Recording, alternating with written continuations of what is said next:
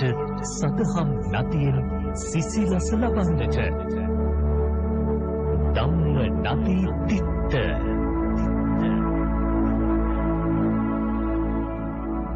සම්මා සම්බුදු සරණයි පින්වත් ඔබ සැමට. පින්වත්නි, දෙලොව වැඩ පිණිස පිළිවෙත් පුරන පින්වත් ඔබ උදෙසා සරල දහම් කාරණාවේ සිට මනාව පැහැදිලි කරමින් බෞද්ධ ගුවන්විදුලියේ මහනුවර අස්කිරි කෙඩිගේ රජමහා විහාරස්ථානයේ පිහිටි ප්‍රාදේශීය කාර්යාලයේ මූලිකත්වයෙන් ඔබ වෙත ගෙනෙන ධම්මනදී තීර්ථ ධර්මදේශනා මාලාවේ තවත් එක් වැඩසටහනක් මෙලෙස ආරම්භ වන්නේ. සුපුරුදු ලෙස මේ උතුම් සද්ධර්ම දේශනාව පැවැත්වීමට සිදු කළ ආරාධනය පිළිගෙන වැඩම කොට වදාළ පූජ්‍යපාද කෝරළෑගම සරණතිස්ස ස්වාමීන් වහන්සේව අපි සියලු දෙනා নমස්කාර පූර්වකව පිළිගනිමු. සාදු සාදු සාදු. ධම්මනදී තීර්ථ ධර්මදේශනා මාලාවේ මේ උතුම් සද්ධර්ම දේශනාවේ සදැහැති දායකත්වයෙන් කටයුතු කරන්නේ කුරුණෑගල මල්කඩුවාව ලිපිනෙහි පදිංචි වෛද්‍ය පබා රසිකා ඒකනායක මහත්මිය ඇතුළු ඒ පවුලේ සහෝදර සහෝදරියන්ගේ සදැහැති දායකත්වයන් ඇතිව එසේනම් මේ උතුම් ධර්මදේශනාව මෙතෙන් සිට සිදු කිරීමට ගෞරවනීය දේශකයන් වහන්සේට අපි සියලු දෙනා নমස්කාර පූර්වකව ආරාධනා කරමු. සාදු සාදු සාදු. අවසරයි ස්වාමීන් වහන්සේ. समन्त चक्रवालेषु अत्रा गच्छन्तु देवता सद्धम्मं मुनि राजस् सुनन्तु सग्ग मुक्कदं ධම්මස්සවන කාලෝ අයං බදන්තා ධම්මස්සවන කාලෝ අයං බදන්තා ධම්මස්සවන කාලෝ අයං බදන්තා. නමෝ තස්ස භගවතු අරහතු සබ්බ ධම්මේසු අප්පටිහත ඥානචාරස්ස දස බලධරස්ස චතු වේසාරජ්‍ය විසරදස්ස සබ්බ සත්තුත් තමස්ස ධම්මිස්ස රස්ස ධම්ම රාජස්ස ධම්මස්සාමිස්ස තථාගතස්ස සබ්බඤුනෝ සම්මා සම්බුද්දස්ස.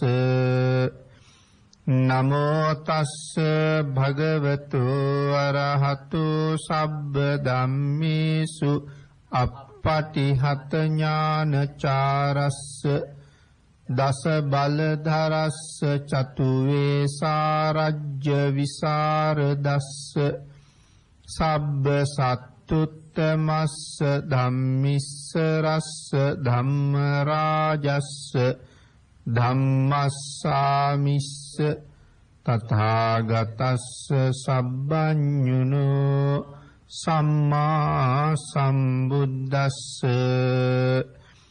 නමෝ තස්ස භගවතු අරහතු සබ්බ ධම්මේසු අප්පටිහත ඥානචාරස්ස දස බලධරස්ස චතු වේසාරජ්‍ය විසරදස්ස සබ්බ සත්තුත්තමස්ස ධම්මිස්ස රස්ස ධම්ම රාජස්ස ධම්මස්සාමිස්ස තථාගතස්ස සබ්බඤුනෝ සම්මා සම්බුද්දස්ස.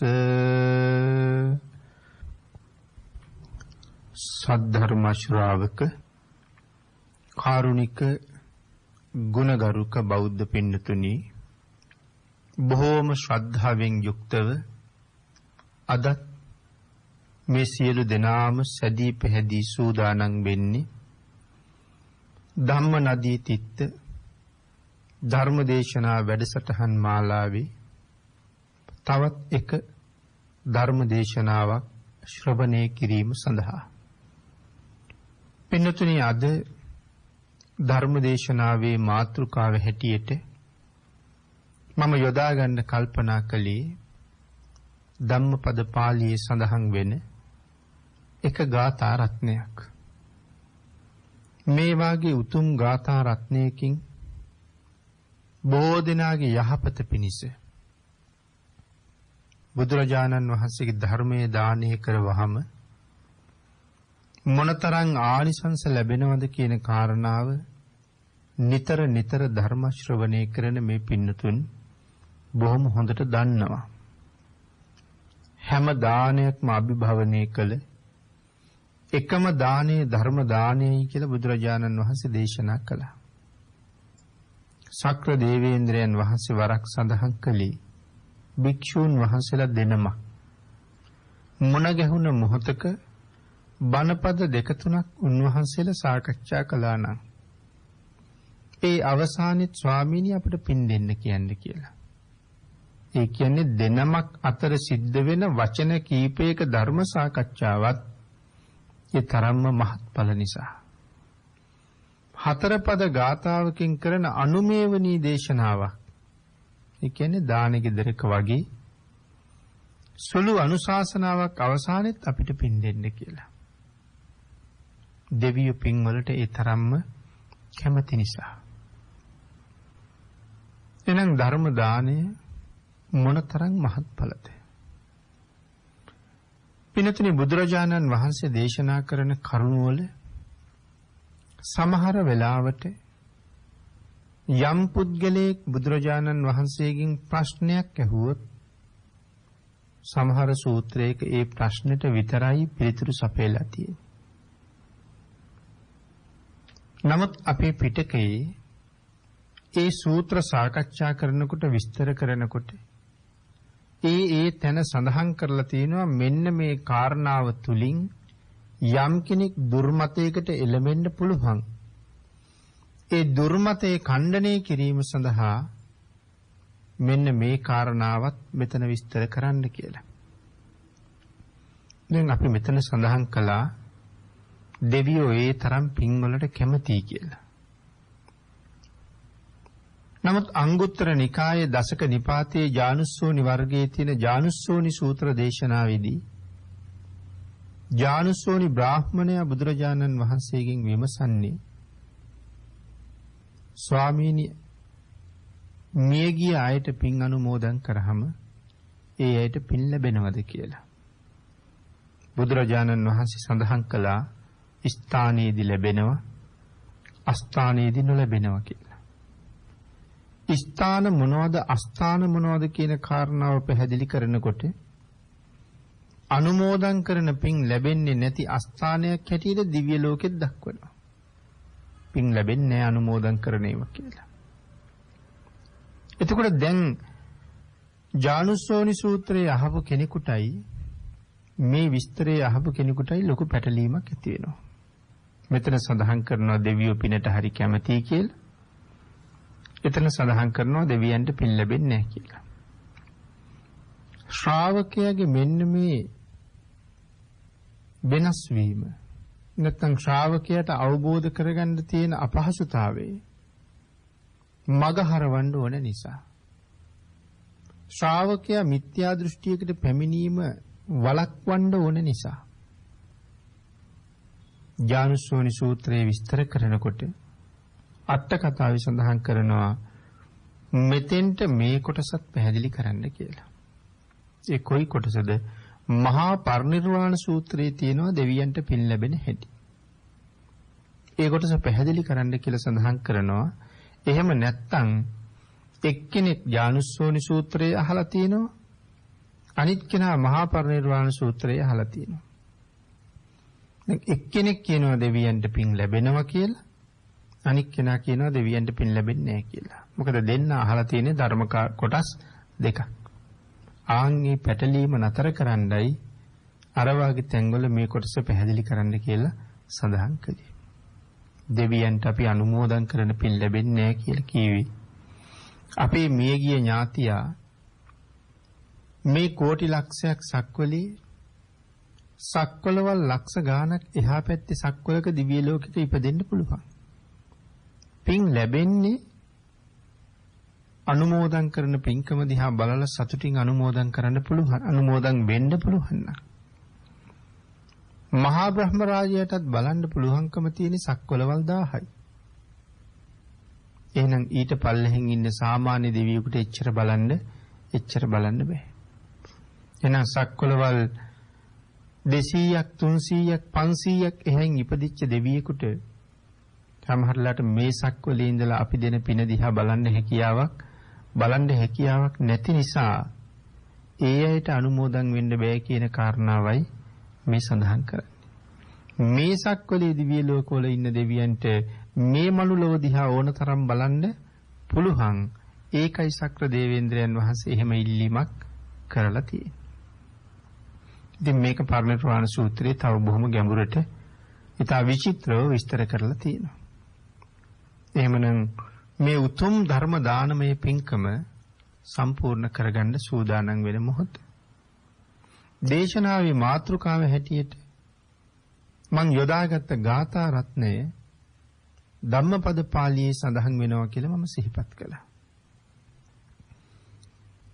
දූරේ සන්තෝ පකාසෙන්ති හිමවන්තෝව පබ්බතු අසන්තෙත්තන දිස්සන්ති රත්ති කිත්තා යථා සරාති. අපේ බුදුරජාණන් වහන්සේ ජීවමානව වැඩ හිටපු කාලේ විශේෂයෙන් පින්නතුනි මේ ගාථා රත්නේ දේශනා කොට වදාළේ අනාථපිණ්ඩික සිටුතුමාට. අපි ගාථා රත්නේ සරල තේරුම ටිකක් කල්පනා කරලා බැලුවොත් අපේ බුදුරජාණන් වහන්සේ සවැත් නුවර ජේතවනාරාමේ තමයි ඒ කාලේ වැඩ හිටියේ. දූරේ සන්තෝ පකාසෙන්ති සත්පුරුෂයෝ පුණ්‍යවන්තයෝ හුඟක් ඈත හිටියත් දුර හිටියත් ළඟ වගේ පේනවා. ළඟ වගේ දකින්නවා. දුරස් බවක් දැනෙන්නේ නැහැ සත්පුරුෂයන්ගේ. කොයි වගේද කියලා සඳහන් කළා. හිමවන්තෝව පබ්බතු. දැන් අපි කඳුකර ප්‍රදේශයකට යනකොට එහෙම නැත්නම් අපි ශ්‍රී පාදස්ථානයේ වන්දනා කරන්න යනකොට අපිට හුඟ ඈතින් ශ්‍රී පාද පේනවා. හැබැයි පේනකොට අපිට තේරෙන්නේ දැන් හුඟක් ළඟයිනේ වගේ. නමුත් අපි යන වාහනෙන් වේවා වෙනත් ක්‍රමයකින් අපි ගමන් කරනකොට අපිට තේරෙනවා ළඟයි වගේ පෙනුනට කොච්චර දුරයිද. නමුත් පේන්නේ හරි ළඟයි කියලා. හිමාල පර්වතයත් එහෙමයි. යදුන් 3000ක් වට ප්‍රමාණය. යදුන් 500ක් විතර උස. ඒ වගේ කඳු මුදුන් 84000කින් හිමාලය සමන්විතයි. එයි මේකට හිමාලය කියලා නැත්නම් හිමවත කියලා කිවි. මිනිස්සුන්ගේ පියවි ඇහැට පේන්නේ නැති තරම් උසයි. ඒ උස ප්‍රදේශය සම්පූර්ණ හිමෙන් වැහිලා තියෙන්නේ. ඒ හිම අතරින් ගලාගෙන එනවා ගංගාවල් 5ක්. ගංගා, යමුනා, අචිරවති, සරබු, මහි. හරියට මේ කඳු මුදුන වමනය කරනවා වගේ.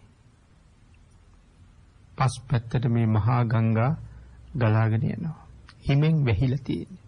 නිරන්තරයෙන්ම හිමෙන් වැහිලා නිසා හිමවත කියලා කියනවා. ඊට අමතරව හිමාලය පිළිබඳව තව විශේෂ විස්තර අපේ ධර්ම ග්‍රන්ථවල සඳහන් කරලා තියෙනවා. සුවිශේෂී පොකුණු මේ ආශ්‍රය කරගත්ත 84000ක් කඳු මුදුන් වල පිහිටලා තියෙනවා. කරණ මුණ්ඩ විල, සීහපපාත විල, අනවතප්ත විල, කුණාල පොකුණ, මන්දාකිනි පොකුණ, මේ ආදි වශයෙන් ඊට සුවිශේෂී පොකුණු විල් පිළිබඳව සඳහන් කරනවා. මේවා එකින් එකට වෙනස්. කුණාල පොකුණ ගැන සඳහන් කරාම ඊටාම විචිතුරු සහ විවිධ මත්ස්‍ය වර්ගයන්ගෙන් පිරීලා තියෙන්නේ. ඒ පිළිබඳව මහා සමය සූත්‍ර අට කතාවේ වෙනම විස්තර කරනවා. මහා සමය සූත්‍රය ගැන පැහැදිලි කරනකොට මේ විස්තරය කරනවා කුණාල පොකුණ කොච්චර ලස්සනද. අපිට මේ සාමාන්‍ය මනුස්ස ලෝකේ දකින්න නැති අපූර්ව මත්ස්‍යයන්ගෙන් මේ විල පිරීලා තියෙනවා. ඒ වගේම අපූර්ව පක්ෂීන් එහි හැම තැනම ගැවසෙනවා. අපිට කවදාවත් දකින්න ලැබෙන්නේ අනවතප්ත විල ගැන විස්තර කරනවා. දැන් මේ කුණාල පොකුණේ විවිධ මත්ස්‍යයෝ ඉන්නවා. අනවතප්ත විලේ එකම ජලජ ජීවියෙක්වත් නැහැ. මතු පිටින් බලහම යම්සේ පවිත්‍රද නිල්ම නිල් පාට ජලකඳ පතුලට යනකම්ම ඒ විදිහටම පිරිසිදුයි. දැන් සතෙක් ඉන්නකොට පිරිසිදු බවක් නැහැ.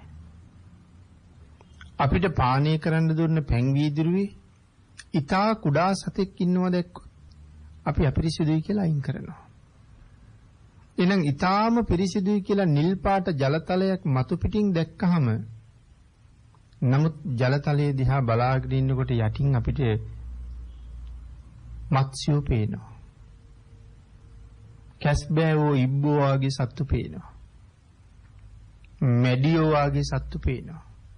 තවත් නොයෙක් ජලජ ජීවීන් එහාට මෙහාට ගමන් කරනවා. තවත් යටට යනකොට දිවසෙල් කැට තියෙනවා. පාසි තියෙනවා. මේ නොයෙක් ආකාරයේ දේවල් තියෙන නිසා ඊටාම පිරිසිදුයි කියන වචනේ සඳහන් කරන්න බෑ. නමුත් අනවතප්ත විලේ එහෙම කිසිම දෙයක් නැහැ. මේ වාගේ මේ විල් අතර වෙනම වෙනසක් තියෙනවා. ඊට අමතරව සඳහන් කරනවා රත්තරන් පර්වත වලින් හිමාලයේ යුක්තයි කියලා. රත්තරන් පර්වත තියෙන්නේ. එතකොට රෙදි පර්වත තියෙන්නේ. මණික් පර්වත වෙනම තියෙන්නේ. දියමන්ති පර්වත පිහිටලා තියෙන්නේ කියලා සඳහන් කරනවා. යොදුන් ගණන් දිගයි යොදුන් ගණන් උසයි. මේ හිමවත ඒ විදිහයි කියලා හිමාලය ගැන විශේෂ විස්තර සඳහන් කරනවා. එතකොට සත්පුරුෂයා කොච්චර දුර හිටියත් හිමාලය වාගේ ළඟයි. අසන්තේත්තන දිස්සන්ති රත්ති කිත්තා යතහ සරාති. නමුත් අසත්පුරුෂයා දුෂ්ප්‍රඥා දුස්සීලය බුදුරජාණන් වහන්සේගේ සිරිපතුල ළඟ හිටියත් බුදුරජාණන් වහන්සේ දකින්නේ නැහැ කියලා සඳහන් කරනවා. කොයි වගේද? චතුරංග සමන්නාගත අඳුරේ විදින ඊතලයේ විදින පුද්ගලයාටවත් පේන්නේ නැහැ. මොකද්ද චතුරංග සමන්නාගත අඳුර කියලා කියන්නේ? අඳුරු කාරණා හතරක් එකට එකතු වෙනවා. සාමාන්‍යයෙන් මාසයක කළුවරම දවසේ අපි එදාට කියනවා මාසෙ පොය කියලා. කළුවර වැඩි නිසා සමහර අය කියනවා කළුවර පොය දවස කියලා. ඒ කියන්නේ කළුවර වැඩිම දවස. එතකොට පින්නතිනි සාමාන්‍යයෙන් අපි කටයුතු කරනකොට මුළු අහසම කළු පාට වලාකුලෙන් පිරුණාම මුළු පරිසරයම අඳුරු වෙලා යනවා. එතකොට පියවි ආලෝකේ නැහැ, අඳුරු ස්වභාවයක් පෙන්වනවා. ඒක අඳුරු අවස්ථාවක්. මහා ඝන කැලෑවකට රිංගහම කැලෑව ඇතුළත් අන්ධකාරයෙන් යුක්තයි. රූස්ස හැම තැනම වැවිලා නිසා අඳුරුයි. මධ්‍යම රාත්‍රියේ දවසේ කළුවර වැඩිම වෙලාව. එන සඳහන් කළා කළුවර පොය දවසේ අහස ඝන වලාකුළෙන් බර වෙලා තියෙන මොහොතක මධ්‍යම රාත්‍රියේ මහ ඝන කැලෑවක් ඇතුළට කෙනෙක් රිංගුවොත් මේ හතර එකතු වුනහම කොහොම කළුවරක් තියෙයිද? අන්න ඒකට කියනවා චතුරංග සමන්නාගත අඳුර කියලා. අපට නම් කොහොමවත් මොකවත් පේන්නේ නැහැ. නමුත් බුදුරජාණන් වහන්සේට මෙන්න මේ චතුරංග සමන්නාගත අඳුරෙත් ඊටාම පැහැදිලිව යොදුනක් ඈතට පේනවා කියලා සඳහන් කරනවා. නමුත් පින්නතුනි මේ වාගේ අන්ධකාරයක කෙනෙක් දුන්නට ඊතලයක් යොදලා දුනුදිය ඇදලා මුදා හැරියොත් දුනුදිය මුදා හරින පුද්ගලයාටවත් ඊතලේ පේන්නේ නැහැ. එhmenan මේ දුෂ්ප්‍රඥා දුස්සීලය බුදුරජාණන් වහන්සේගේ ළඟම හිටියත් ඔවුන් භාග්‍යතුන් වහන්සේගෙන් ප්‍රයෝජනයක් සරණක් ලබන්නේ නැති නිසා ඔවුන් හුඟක් ඈතයි කියලා සඳහන් කරනවා. ඒක තමයි මේ ගාථාවේ සරල තේරුම. අනාථපිණ්ඩික සිටුතුමාටයි දේශනා කළේ. අනාථපිණ්ඩික සිටුතුමා ළමා කාලේ ගුරු ගෙදර ඉගෙන ගන්නකොට සිටුතුමාට මුණ ගැහිච්ච තවත් සිටු පුත්‍රයෙක් හිටියා. ඒ තමයි උග්ග නගරේ උග්ග කියන සිටු කුමාරයා. මේ දෙන්න බොහොම හිතවත්. ශිල්ප ඉගෙනගෙන පිට වෙලා එනකොට මේ හිතවත්කම රැකගන්නත් එක්ක යෝජනාවක් කළා. අනාගතේ මව්පියන්ගේ කැමැත්තට අනුව අපි දෙන්න විවාහ වුණාම ඔබට දුවක් ලැබුණොත් මට පුතෙක් ලැබුණොත් ඒ දෙන්න ආවාහ විවාහ කරමු. මට දුවක් ලැබිලා ඔබට පුතෙක් ලැබුණොත් ඒ දෙන්න ආවාහ විවාහ කරමු. එතකොට අපි දෙන්නගේ මේ සම්බන්ධය දිගටම පවතිනවා. දෙන්නම ඒකට එකඟ වුණා. දෙන්නම පස්සේ කාලේ විවාහ වුණා. අනාථපිණ්ඩික සිටුතුමාට දුවලා 3 දෙනෙක් හිටියා.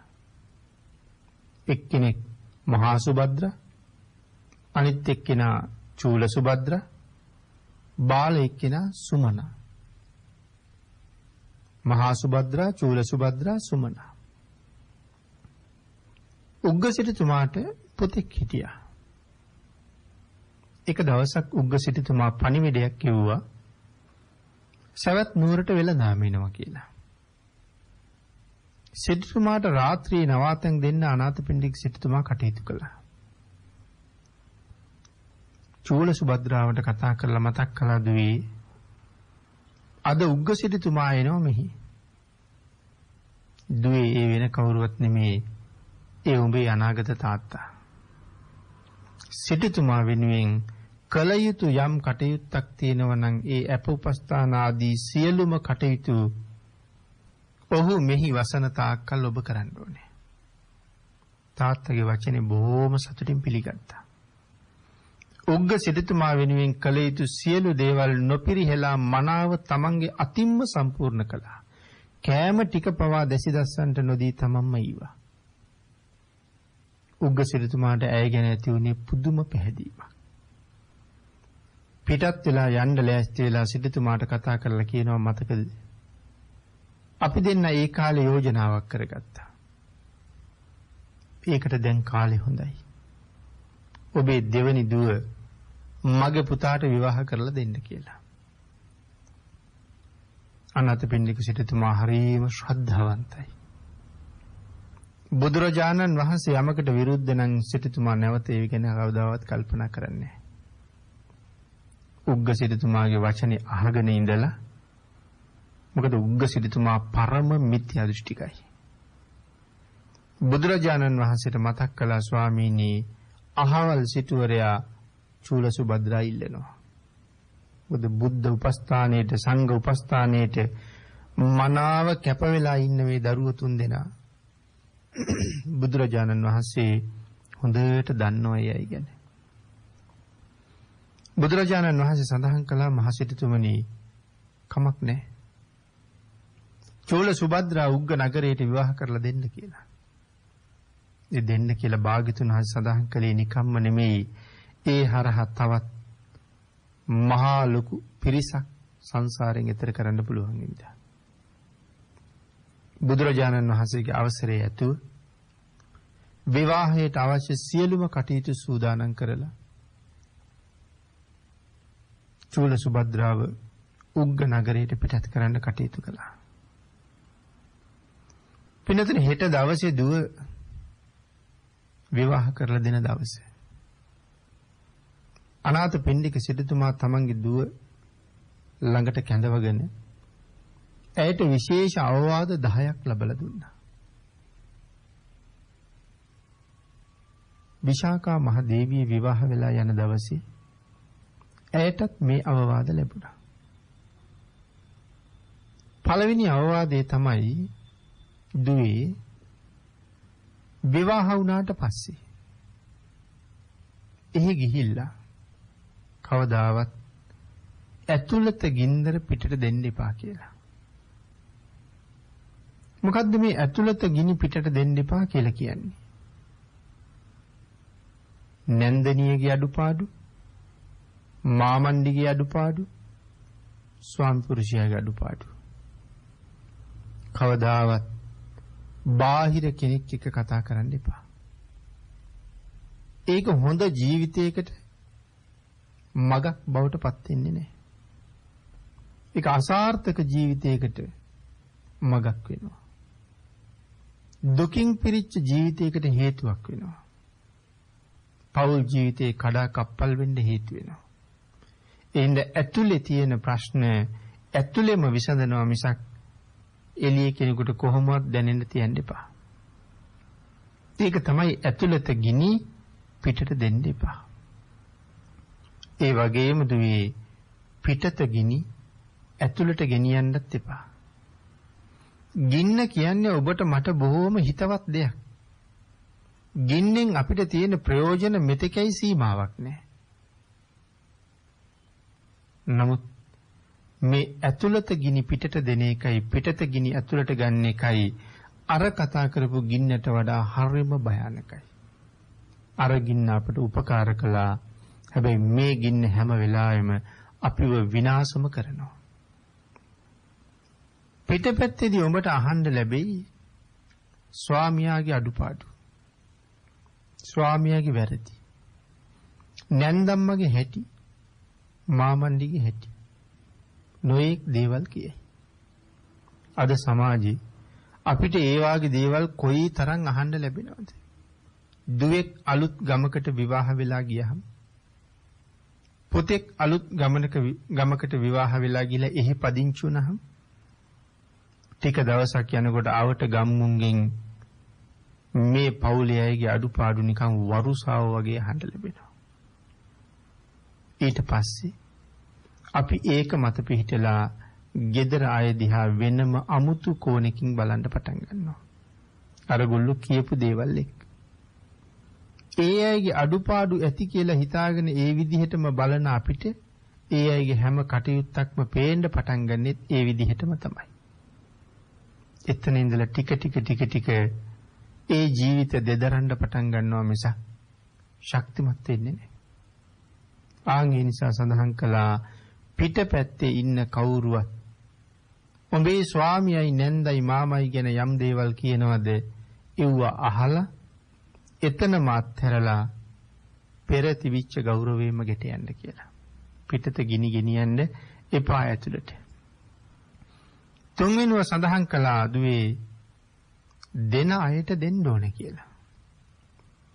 කෙනෙක් යමක් ඉල්ලගෙන එන්න පුළුවන්. උදාහරණයක් හැටියට අපේ ගෙදරකට ඇවිල්ලා කෙනෙක් උදැල්ල ටිකක් ඉල්ලනවා. හැන්දෑවේ ගෙනත් දෙන්නම් කියලායි කියන්නේ හවස ඇත්තටම ගෙනල්ලා දෙනවා. දර කෑල්ල පරාගන්න පොරෝ ටිකක් ඉල්ලනවා. හැබැයි ආපහු හවස ගෙනල්ලා දෙනවා. බැරිම වුණොත් හෙට ගෙනල්ලා දෙනවා. අන්න ඒ නිසා යමක් ගෙනහිල්ලා ආපහු දෙන කෙනාට නොපැකිලවම දෙන්න කියලා සඳහන් කළා. හැබැයි තව සමහර කෙනෙක් දෙන්නම් කියලා අරන් යනවා. ආයෙ දෙන්නෙම නැහැ. ටික කාලයක් ගිහිල්ලා අමතක කරලා ආයෙත් එනවා අපිට අමතක ඇති කියලා ආයෙත් ඉල්ලන්නේ. එදත් අනුකම්පා කරලා දුන්නාම ඒකත් අමතක කරලා නැවත මාස ගානකින් තවත් දෙයක් ඉල්ලන්න ආපහු වෙනවා. අන්න එහෙම නොදෙන්නන්ට දෙන්න එපා කියලා සඳහන් කළා. මොකද එතකොටත් පවුලේ ගැටුම් ඇති වෙන්න පුළුවන්. ඊළඟට සඳහන් කළා දෙන්නන්ටත් නොදෙන්නන්ටත් දෙගොල්ලටම දෙන්න කියලා. දැන් දෙන්නන්ට නම් දෙන්න ප්‍රශ්නයක් නැහැ. ආය කියනවා නොදෙන්නන්ටත් දෙන්න කියලා. එතකොට කලින් නොදෙන්නන්ට දෙන්න එපා කියලා මෙතන ආය කියනවා දෙන්න කියලා. එහෙම කීවේ අපේ නෑදෑයෝ ඊටාම දිලිඳු අය ඉන්නවා. ඒ අය අපේ නෑදෑයෝ. ඇත්තටම ඒගොල්ලන්ට මොකවත් නැහැ. වේල කණ්ඩවත් නැහැ. ඇවිල්ලා කියනවා හාල් සේරුවක් දෙන්න කියලා. අපි දන්නවා හාල් සේරුව ආයෙ ලැබෙන්නේ නැහැ කියලා. ඒ වුණාට ඒගොල්ලන්ට හාල් සේරුවක දෙන්න. යාචකයෙක් ඇවිල්ලා අපෙන් මුදලක් ඉල්ලනවා. අපි දන්නවා ආපහු දෙන්න නෙමෙයි ඉල්ලන්නේ කියලා. දෙන්න නොවේ බව දැනගෙන එයාට දෙන්න. තව කෙනෙක් ඇවිල්ලා උපකාරයක් ඉල්ලනවා. ඒක දෙන්න නෙමෙයි.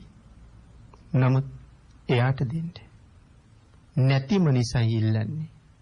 බැරිම නිසා ඉල්ලන්නේ. හැබැයි ආපහු දෙන්න ශක්තියක් නැහැ. මම ඒක හොඳටම දන්නවා. හැබැයි අර කලින් කියපු නොදෙන පුද්ගලයා දෙන්නම් කියලායි ගෙනියන්නේ. මේගොල්ලෝ දෙන්නම් කියන්නේ නැහැ. නැති නිසාම ඉල්ලනවා. ඒ හින්දා ඒගොල්ලන්ටත් දෙන්න. ඊළඟට සඳහන් කළා දුවේ සැපසේම නිදා ගන්න කියලා. සැපසේම ඉඳ ගන්න කියලා. මොකද්ද මේ සැපසේ ඉඳ ගන්නවා කියලා කියන්නේ? අපි කියමු ගේ ඇතුලේ තියෙන ආසන 3යි. එකක නැන්දම්ම ඉඳ ගන්න ඕනේ, අනිකේ මාමන් ඉඳ ගන්න ඕනේ, අනිකේ ස්වාමියා ඉඳ ගන්න ඕනේ. නමුත් නැන්දම්ම හෝ මාමන්දි හෝ ස්වාමියා හෝ ඉඳ ගන්න ඉන්නකොට ඒ අය එන්න කලින් මම ගිහිල්ලා ඒ ආසනයක වාඩි වුණොත් නැවත ඒ අය අහම මට ඒ අයට අසුන දීලා නැගිටින්න වෙනවා. හැබැයි එහෙම වෙන්නේ ලේලි ගුණවත් නම්.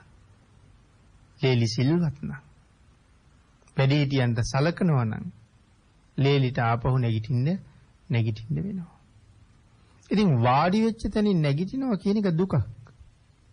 ආන් ඒක නිසා නැවත නැගිටින්න වෙන්නේ නැති තැනක වාඩි වෙන්න. එතකොට අසුන පිළිය යුතු ගරු කළ යුතු ආවත් ඒ අයට අසුන් ඉතුරු වෙලයි තියෙන්නේ. ආන් ඒකයි කියේ සැපසේම වාඩි වෙන්න. සැපසේම අනුභව කරන්න. ඒ කියේ සියලු දෙනාම අනුභව කරලා ඉවර වුණාම අනුභව කරන්න. ඊළඟට කිව්ව සැපසේම සැතපෙන්න. ගෙදර ඉන්න හැමෝම නිදාගත්තට පස්සේ අන්තිමට නිින්දට යන්න කියලා සඳහන් කළා. ඊළඟට සඳහන් කළා දුවේ නුඹේ ගෙදර විශේෂයෙන් ගිනි දෙවියන් පිදිය යුතුයි. කවුද මේ ගිනි දෙවියෝ කියලා කියන්නේ? නැන්දම්ම, මාමන්ඩි, ස්වාමියා පිළිබඳව උඹෙන් කළ යුතු යුතුයකම් ටික මනාව සම්පූර්ණ කරන්න ඕනේ. අවසානට සඳහන් කළා ඇතුළත දෙවියන් පුදන්න කියලා. ඇතුළත දෙවියෝ කියලා කිව්වෙත් ඒ 3 දෙනාටම තමයි. දෙවියන්ට පුද පූජා පවත්වනවා වගේ ඒ 3 දෙනාට සලකන්න. හැබැයි ගින්දරට වගේ සර්ප රාජයෙකුට වගේ හැම වෙලාවෙම ඒ ඇයට බය වෙන්න ගරු කරන්න. මේ අවවාද 10යි ලැබලා දෙන්නේ. මේ අවවාද 10 පින්නතිනේ තව මීට වඩා හුඟක් දීර්ඝව සාකච්ඡා කරන්න විස්තර කරන්න පුළුවන්. මේක හරියට තේරුම් ගන්න යමෙකුට පුළුවන් වුණොත්, යමෙකුට මේක අවබෝධ කරගන්න පුළුවන් වුණොත්, අද කෙනෙක් මේක පිළිබඳව හොඳ දැනුවත් භාවයක් ලැබුවොත් මොන පෞල් ජීවිතයේද අසාර්ථක වෙන්නේ? උපාධියක් එක දුවක් දුන්නට වඩා මේ කාරණා ටික හොඳට දැනුවත් කරලා දුන්න දුවගේ පෞල් ජීවිතය මං හිතන්නේ සාර්ථකයි. නමුත් උපාධි කීපයක් තියෙන අය සමහර ලාවට පෞල කළමනාකරණය කරගන්න බැරුව උසාවියේ ඉන්නවා පහුවෙන් වෙන්න හිතාගෙන. ඊට වඩා හරි වටින උපදෙස් ටිකක් සිටුතුමාගෙන් දුවට ලැබිලා තියෙනවා. ඇයි විවාහ වෙලා උග්ග නගරයට යනකොට ඇගේ රූප සම්පත්තිය, ඇයි පැලඳලා ඉන්න ආභරණ මේ සියල්ල උග්ග නගර වාසීන්ට පේන්න ඕන නිසා, දකින්න ඕන නිසා හැමෝටම පෙනෙන රථයක තමයි ඇය යන්නේ. උග්ග නගරයට පිවිසෙනකොට උග්ග නගර වැසියෝ සිටු මාලිගාවේ අලුත් දියණිය, සිටු කුමාරයාගේ අලුත් බිරිඳ පිළිගන්න බොහෝම සතුටින් පෙරමගට ආවේ. හැමෝම ඇයට තෑගි භෝග ගෙනාවා. ඇය නැවත ඒ තෑගි භෝග පිළි අරගෙන ආපහු සුදුසු අයට ඒ තෑගි භෝග එහෙම්මම පිටත් කළා. ඇය මාලිගාවට පැන වෙලාවේ ඇගේ ගුණය මුළු නගරෙම පැතිරිලා ඉවරයි. ඒ තමන්ට ලැබෙන දේ ආපහු සුදුසු කෙනෙකුට පරිත්‍යාග කරලා ඉවරයි.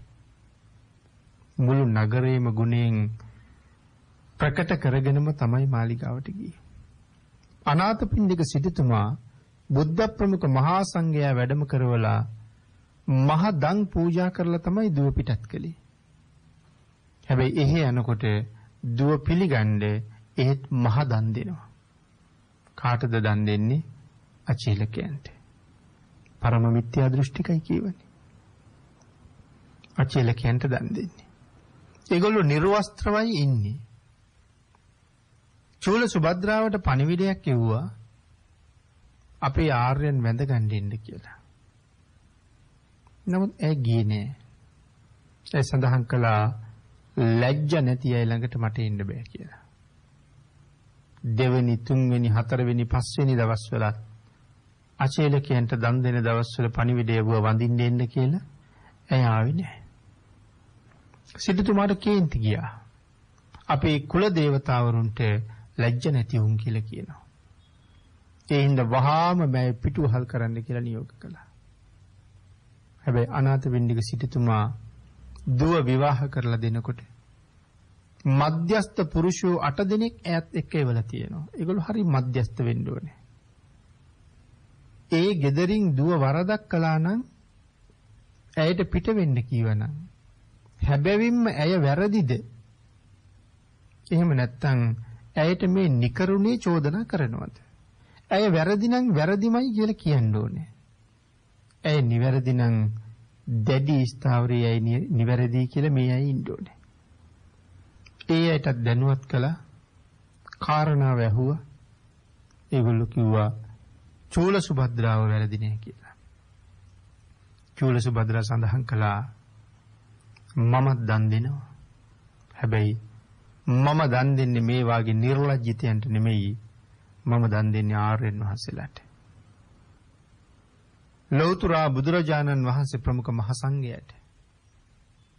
මෙහෙම කරුණ දක්වහම සිටු දේවිය සඳහන් කළා දුවේ උඹේ ඔය කියන ආර්යයන් වහන්සේලා අපිට දකින්න බැරිද? ඒ සඳහන් කළා පුළුවන්. එහෙනම් මෙහාට වැඩමවන්න. ඒ ආර්යයන් වහන්සේලාගේ ලක්ෂණ ගැන අපිට කියලා දෙන්න කියලා. චූල සුභද්‍රා කියනවා එහෙනම් අහගන්න. මගේ ආර්යයන් වහන්සේලා කොහොමද කියලා. ඉන්ද්‍රිය සංවරයෙන් යුක්තයි. සංසුන් මනසකින් යුක්තයි. යන වෙලාවට, එන වෙලාවට, සිටින වෙලාවට හැම වෙලාවෙම බිමට හැරවාගත් ඇස් වලින් යුක්තයි. මගේ ශ්‍රමණයන් පමණක් කතා කරයි. ප්‍රමාණික ඉක්මවල කතා කරන්නේ නැහැ. මගේ ශ්‍රමණයන් තිදොරින් පිරිසිදුයි, ඊ타ම නිකලල් අයයි. ඊළඟට සඳහන් කළා මේ ලෝකෙ මිනිස්සු ලාභයෙන් උඩඟුයි, අලාභයෙන් දූෂිතයි. මගේ ශ්‍රමණයන් ලාභ අලාභ දෙකේම මධ්‍යස්ථයි. ඒ සඳහන් කළා ලෝවැසියෝ සම්පත් වලින් උඩඟුයි, සම්පත් පිරිහුණ විට කලකිරෙයි. මගේ ශ්‍රමණයෝ සම්පත් ඇතත් නැතත් හරි මධ්‍යස්ථයි. මේ ලෝකේ මිනිස්සු ප්‍රශංසාවෙන් උඩඟුයි, නින්දාවෙන් කලකිරේ. මගේ ශ්‍රමණයන් වහන්සේලා ප්‍රශංසාවටත් නින්දාවටත් එකසේම සතුටුයි. කලකිරීමක් නැහැ. යුද්ධයට වන් හස්තියෙක් සිව් දිකින් එන ඊතලවලට මුහුණ දෙනවා. මේ ශ්‍රමණයන් වහන්සේලා මේ ශාසනයේ ගුණ පුරලා කවුරු මොනවා කීවත් කොහොම වාග් ප්‍රහාර එල්ල කළත් උන්වහන්සේලා හැම එකක්ම සතුටින්ම බාර ගන්නවා. ඒ හැම එකකටම උන්වහන්සේලා සුදුසුයි. සැපයෙන් උඩඟු වන දුකට පසුතැවෙන ලෝකයා අතර මගේ ශ්‍රමණයන් වහන්සේලා සැප දුක දෙකේම සාමාන්‍යයි. සැපයෙන් උද්දාමයට යන්නෙත් නැහැ. එහෙම නැත්තම් දුකට පසුතැවිල්ලටපත් වෙනවා කියලා දෙයක් ඒ ජීවිතවල ඇත්තෙත් නැහැ. නෑ බෑ කියන කාරණාවත් සැපයත් මධ්‍යස්ථවම ඉවසනවා. මේ ආදි වශයෙන් ශ්‍රමණයන් වහන්සේලා පිළිබඳව සංඝයා පිළිබඳව අපූර්ව විස්තරයක් කරනවා. එතකොට තමයි නන්දනීය කියන්නේ උන්වහන්සේලා මෙහාට ගෙන්නන්න කියලා. චූල සුභද්‍රා මාලිගාවේ උඩුමහන්තලාවට ගිහිල්ලා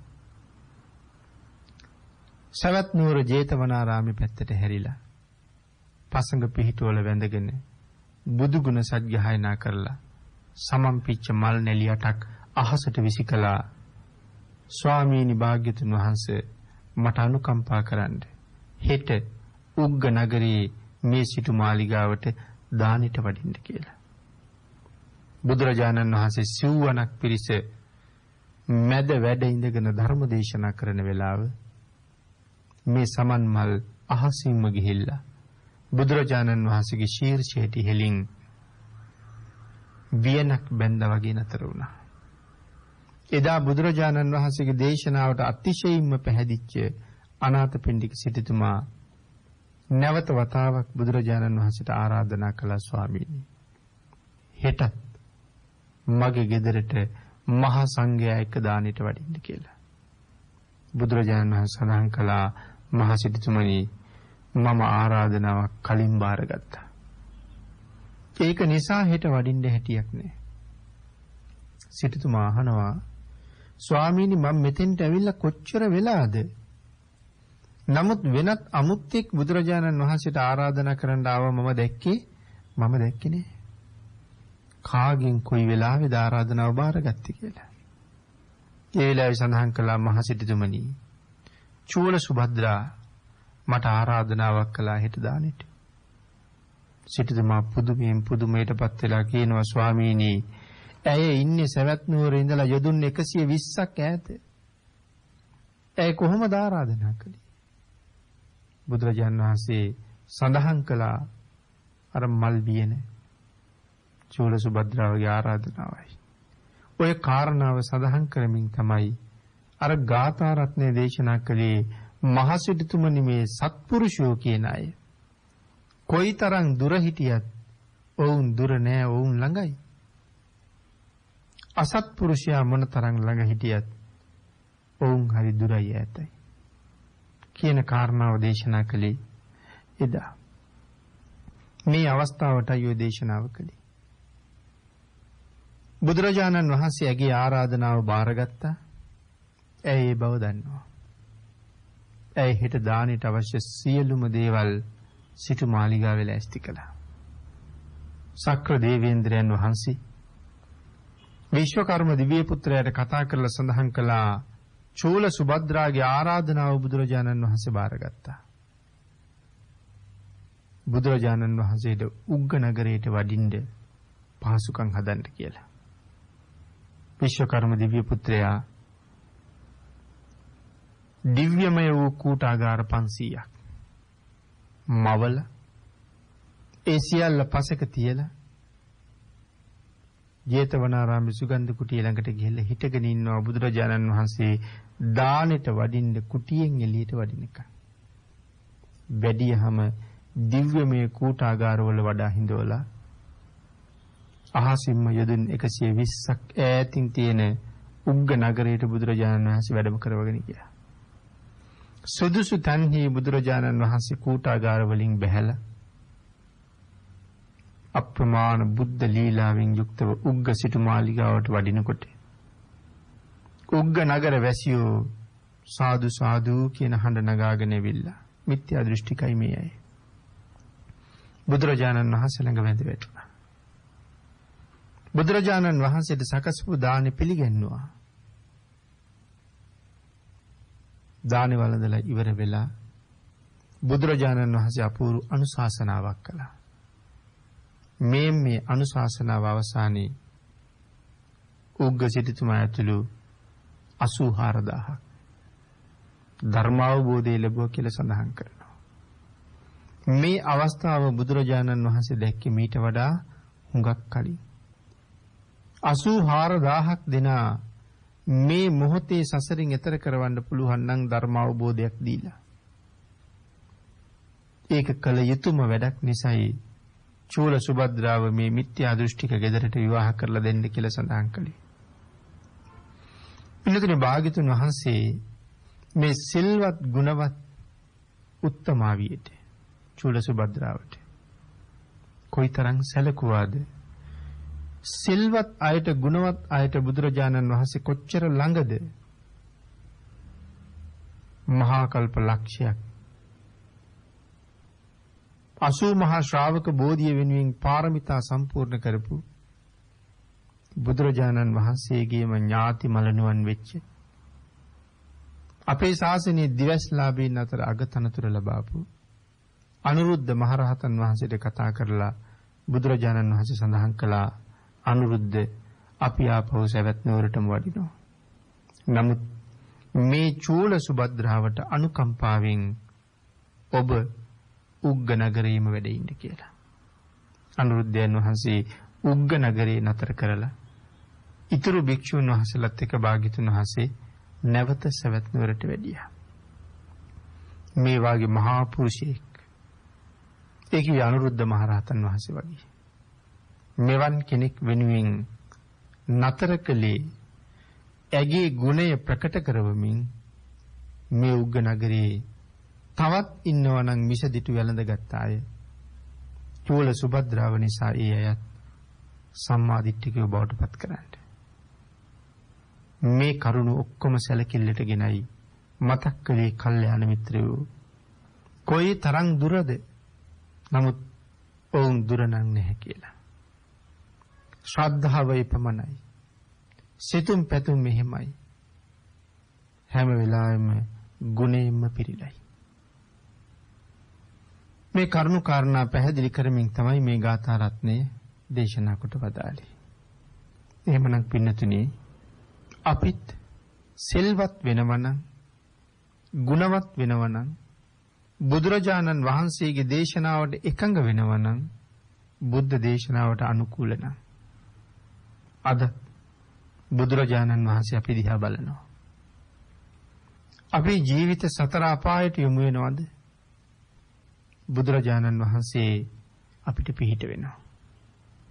ඒ පිහිට වෙනවා කියලා කිව්වේ භාග්‍යතුන් වහන්සේ දේශනා කරපු ධර්මය අපි යම් දවසක වැළඳගෙන පිළිපදින්න පටන් ගත්තා නම් අපි සතර අපායෙන් ඈතට යනවා.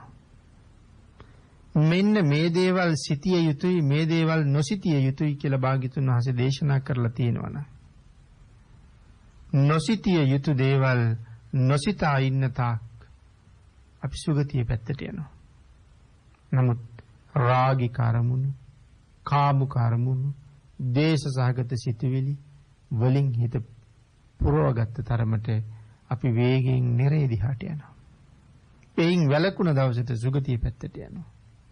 නමුත් භාග්‍යතුන් වහන්සේගේ අනුශාසනාව මනාව දරන පිළිගත් අවබෝධ කරන පුද්ගලයා නිරයට යන ගමන නවත්තලා සුගතියට පාර හදනවා.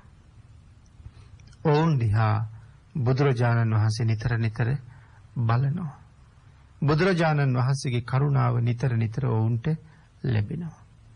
එහෙනම් මේ ලැබිච්ච ශ්‍රේෂ්ඨ මනුස්ස ජීවිතේට භාග්‍යතුන් වහන්සේගේ කරුණාව ලබා ගන්න පුළුවන් නම් බුදුරජාණන් වහන්සේට පෙනිපෙනී ජීවත් වෙන කෙනෙක් බවට පත් වෙන්න පුළුවන් නම් අපි මැරෙන්න බය නැති අය බවට පත් වෙනවා.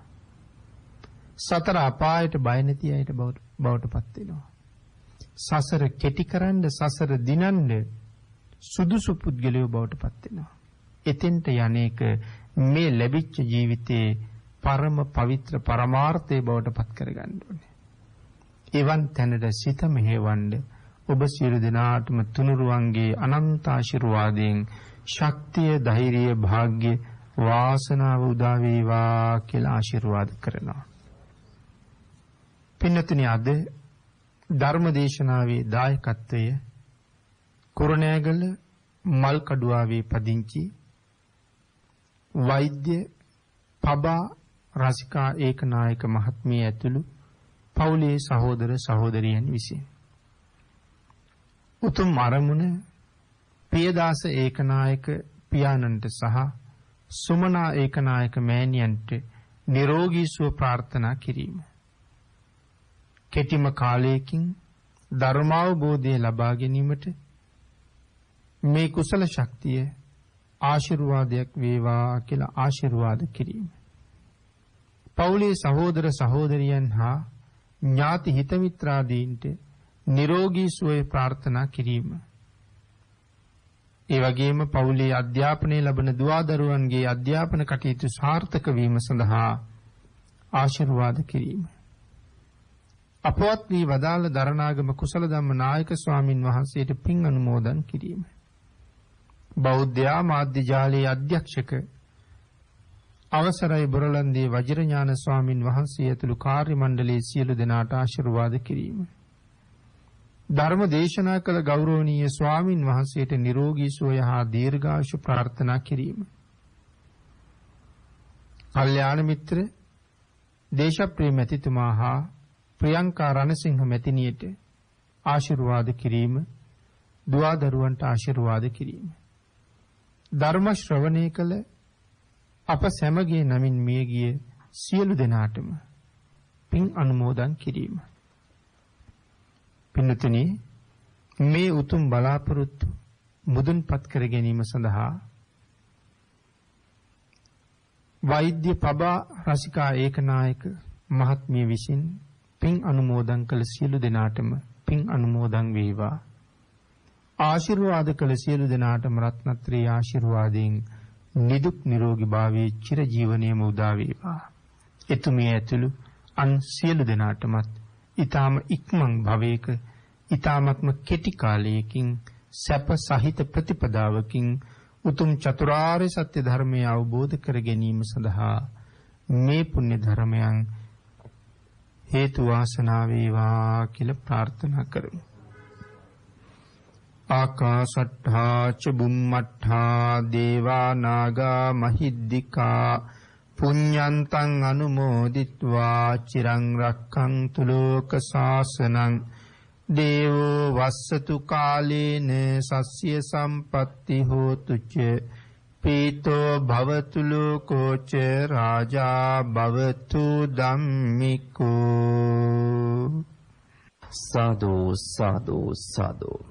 පින්වත්නි, ඔබ අප සියලු දෙනා කෙරෙහිම සිතින් ඒ උතුම් ධර්මදේශනාව සිදු කළ පූජ්‍යපාද කෝරළයාගම සරණතිස්ස ගෞරවනීය ස්වාමීන් වහන්සේට නිදුක් නිරෝගීව තවත් চিරාත් කලක් මෙවැනි වූ ශාසනික කටයුතු කරගෙන යාමට අවශ්‍ය ශක්තිය ධෛර්යය ලැබේවායි අපි සියලු දෙනා සාදු නාදයක් පවත්වා ප්‍රාර්ථනා කරමු. සාදු සාදු සාදු. ඒ ප්‍රාර්ථනා සමගින් බෞද්ධ ගුවන් විදුලියේ මහනුවර ආස්ගිරි ගෙඩිගේ රජමහා විහාරස්ථානයේ පිහිටි ප්‍රාදේශීය කාර්යාලය මූලිකත්වයෙන් ඔබ වෙතගෙන ධම්මනදී තිත්ත ධර්මදේශනා මාලාවේ තවත් එක් සදහම් දේශනාවක් මෙලෙස නිමවට පත්වනවා. පින්වත් ඔබ සැමට සම්මා සම්බුදු සරණයි. පියලුණු දෙවියට සදහම් නදියෙන් සිසිලස ලබන්නට ධම්ම නදී තිත්ත